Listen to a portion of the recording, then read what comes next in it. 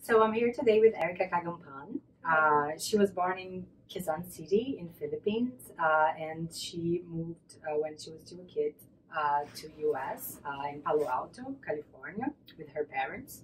And she went to school in a very prestigious place at UC Berkeley, California, where she studied integrative biology. And Erika has been part of the Hotamışlıgil lab for the past almost 3 years. And recently she was admitted for medicine at UCSF in San Francisco, California.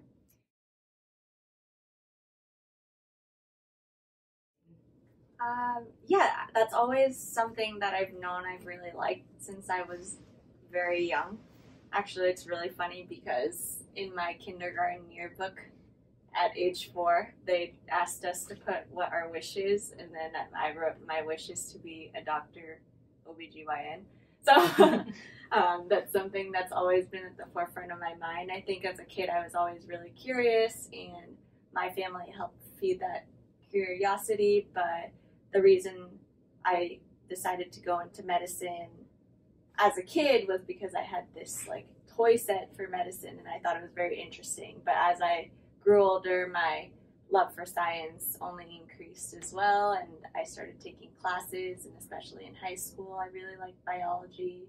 And then when it came to my undergraduate career, I had the chance to work in a couple of different labs, and that was really formative in my desire to pursue science and medicine and research as well.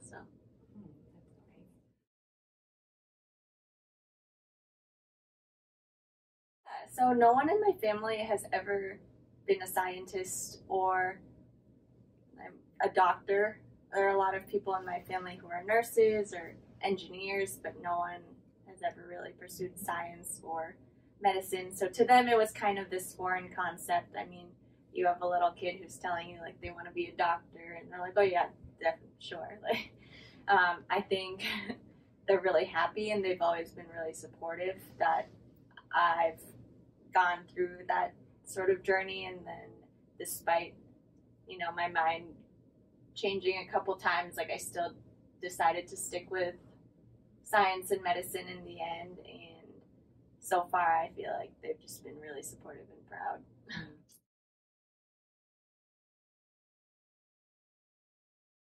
So my senior year, I got to go to this science competition with my lab, and it was in Boston. So to be honest, the only places that I really applied to were in Boston. After I came here, I knew I wanted to be in Boston. It was like such a hub for science. There are so many academics, and I just felt like it was the place for me to spend my few years before going back to medical school. So I applied to a couple labs around Boston, and I was in between two of them. So here and actually another woman who is great and was also trained by Bruce Spiegelman. But ultimately, and both sciences are very similar. So in that lab, she worked with cardiovascular diseases, and I knew I wanted to choose a lab that had translational opportunities as well, but yeah, applications, but also hone in my skills of like looking more molecularly and trying to study specific mechanisms for these diseases. Ultimately, I chose this lab just because I've never been one in a big lab before, and also I really enjoyed my interview conversation with Dr. Hotamışlıgil, and I just really liked also how many cultures were represented in this lab, and I knew after speaking with him and after speaking with the postdocs who interviewed me that this was a place that was going to challenge me, but also help me learn a lot, not just scientifically, but culturally as well. I think in being mentored here, I learned a lot about patience, but also learning by example, not just experimentally, but in how my mentors have reacted to, certain negative results or failures or really anything that comes along the way. And that has made me very motivated constantly, despite whatever results I get. It's also made me a lot more eager to learn, seeing by example how eager everybody is here, just constantly reading or wanting to do the next experiment to see the result faster. I think that sort of environment is what I want to foster as a mentor. Another thing that I learned here is when being mentored, you're not just being told what to do, and the bar is set so that you have to know why you're doing the experiments, not just how to do the experiments. So my mentors, including you, have all constantly asked me, oh, well, why?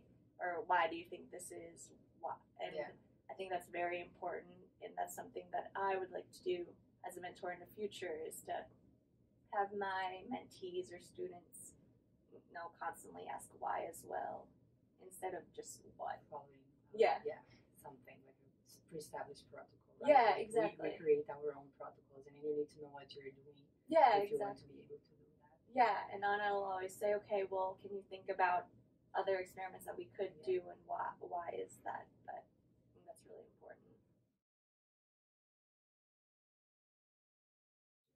Yeah, so my family left just a month before my 10th birthday, so I was 9 when I moved to the U.S., and the reason why we moved is because my dad got a job in the U.S. as an engineer, and then we followed him after. So he left first, and he was here for 2 years, and then he petitioned for us to come here. Okay. I can speak this for everyone in the lab, but we're going to really miss you. So I would like to give you my best wishes, and I think you're going to have a brilliant career. Thank you. Ahead of you. And yeah, I don't know, I hope to see you, like, I don't know, shine as a doctor, and I don't know, whatever specialization you're going to take.